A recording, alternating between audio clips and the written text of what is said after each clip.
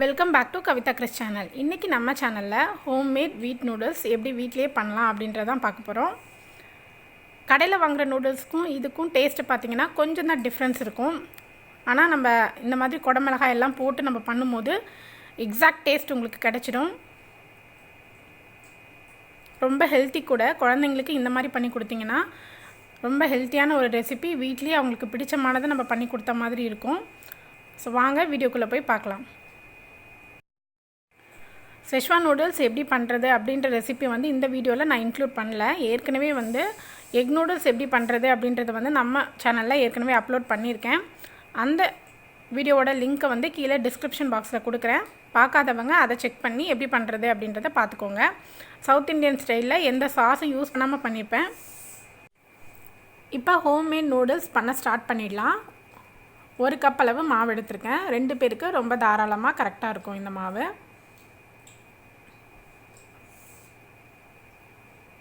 உப்பு போட்டு நல்லா பிசைஞ்சிட்டு நார்மலான ப்ளெயின் வாட்டர் கொஞ்சம் கொஞ்சமாக ஆட் பண்ணி நம்ம நல்லா டைட்டாக பிசைஞ்சு எடுத்துக்க போகிறோம். சப்பாத்திக்கு பிசைகிற மாதிரி இலவலாக பிசையக்கூடாது. நூடுல்ஸ் உடஞ்சி போயிடும் வேகும் போது. பூரிக்கு பிசைகிறத விடவும் நல்லா டைட்டாக பிசையணும். அதே சமயம் ஒரு 5 நிமிஷம் நீங்கள் நல்லா அழுத்தி பிசைஞ்சிங்கன்னா மாவு சாஃப்டாகவும் இருக்கும், அதே சமயம் டைட்டாகவும் இருக்கும்.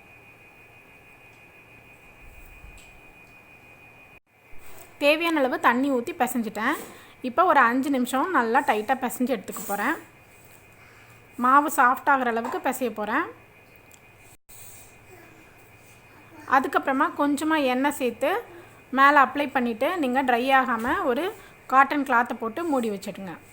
2 மணி நேரம் நல்லா மாவு ஊறணும். அதுக்கப்புறம் தான் நம்ம நூடுல்ஸ் தேய்க்கணும்.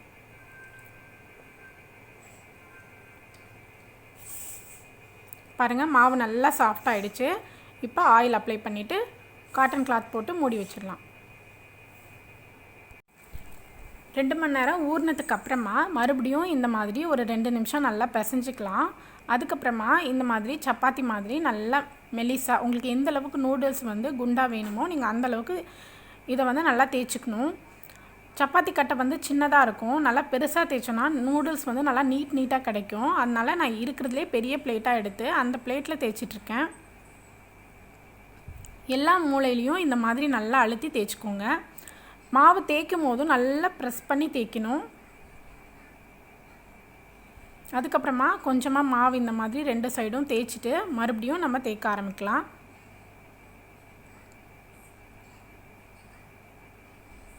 சென்டர்லேருந்து நல்லா ப்ரெஸ் பண்ணி ஈவனாக நல்லா தேய்ச்சிக்கோங்க.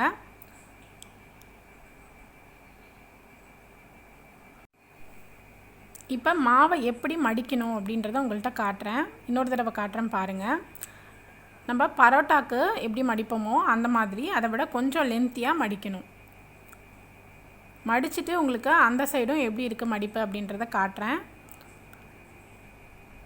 இந்த மாதிரி சின்ன சின்னதாக ஃபோல்ட் பண்ணிக்கலாம். ஒரு 3லேருந்து 4 லேயர் கிடைக்கும் நமக்கு. பெருசாக போட்டோம்னா 5-6 லேயர் கூட கிடைக்கும். பாருங்கள் இந்த சைடு எப்படி இருக்குன்னு. இந்த மாதிரி நல்லா மடிச்சுக்கோங்க. அதுக்கப்புறமா எல்லா லேயருக்குள்ளேயும் மாவை இந்த மாதிரி நம்ம தேய்ச்சி விடணும். அப்போ தான் உங்களுக்கு கட் பண்ணும் போது நூடுல்ஸ் ஒட்டாமல் வரும்.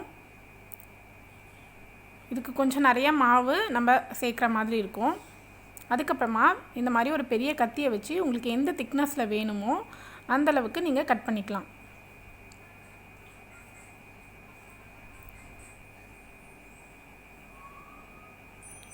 ரொம்ப மெலிசாவும் நீங்கள் கட் பண்ணிக்கலாம், இல்லை கொஞ்சம் மொத்தமாகவும் நீங்கள் கட் பண்ணிக்கலாம். கிராமத்தில் இருக்கிறவங்களுக்கெலாம் இந்த மாதிரி ப்ளைன் நூடுல்ஸ் கிடைக்காது. மேகி அந்த மாதிரி பிராண்டட் நூடுல்ஸ் வேணால் இருக்கும். இந்த மாதிரி ப்ளைன் நூடுல்ஸ் வேணும்னா நம்ம வீட்டிலே பண்ணிக்கலாம். ஆன்லைனில் ஆர்டர் பண்ணால் கூட கிராமங்களுக்கெலாம் வராது, கிடைக்காது. ஸோ இந்த மாதிரி பண்ணிக்கோங்க. இந்த மாதிரி ஒரு லேயராக நம்ம எடுக்கணும். நான் எல்லா லேயரையும் எடுத்துகிட்டு உங்களுக்கு காட்டுறேன்.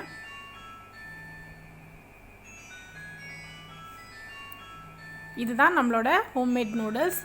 பாருங்கள், ஒட்டாமல் இருக்கும். நம்ம எந்த அளவுக்கு மாவு தூவுறோமோ அந்தளவுக்கு உங்களுக்கு ஒட்டாமல் கிடைக்கும்.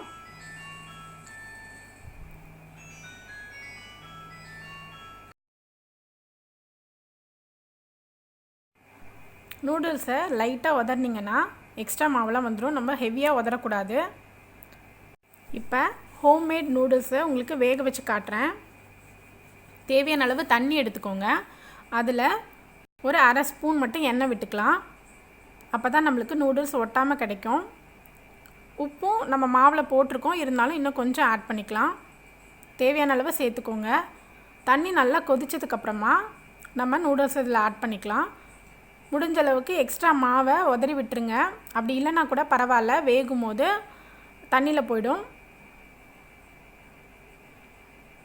அந்த மாவு தான் உங்களுக்கு பால் பொங்கி வர மாதிரி தெரியும் வேகும் போது. இந்த மாதிரி நல்லா கரண்டியால் கலக்கினா கூட பாருங்கள், நூடுல்ஸ் ஒன்றோட ஒன்று ஒட்டாமல் சூப்பராக கிடச்சிருக்கு.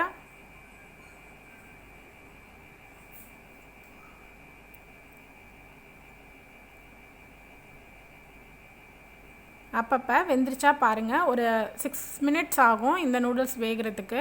நம்ம இன்ஸ்டன்ட் பண்ணி உடனே வேக வைக்கிறோம்.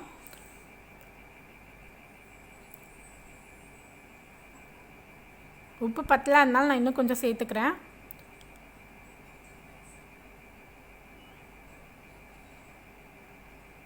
எப்படி உதிரி உதிரியாக இருக்குது பாருங்கள் நூடுல்ஸு. இதை விட நீங்கள் மெலிசா வேணாலும் கட் பண்ணிக்கலாம், உங்கள் விருப்பம்தான். நல்லா இந்த தண்ணியிலே அலசிட்டு மாவெல்லாம் வடிகட்டி எடுத்துருங்க. எடுத்ததுக்கப்புறமா கொஞ்சமாக எண்ணெய் விட்டுக்கலாம். ஒரு அரை ஸ்பூன் எண்ணெய் விட்டுட்டு நல்லா கலந்து விட்டுடலாம். அப்போ தான் நூடுல்ஸ் ஆறுனதுக்கப்புறமும் குழஞ்சி போகாமல் உதிரி உதிரியாக இருக்கும்.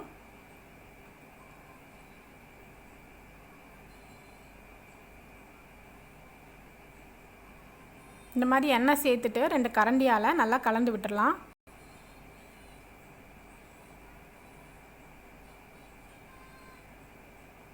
இது ஆறட்டும். இப்போ நான் எக் செஷ்வான் நூடுல்ஸ் பண்ணியிருக்கேன்.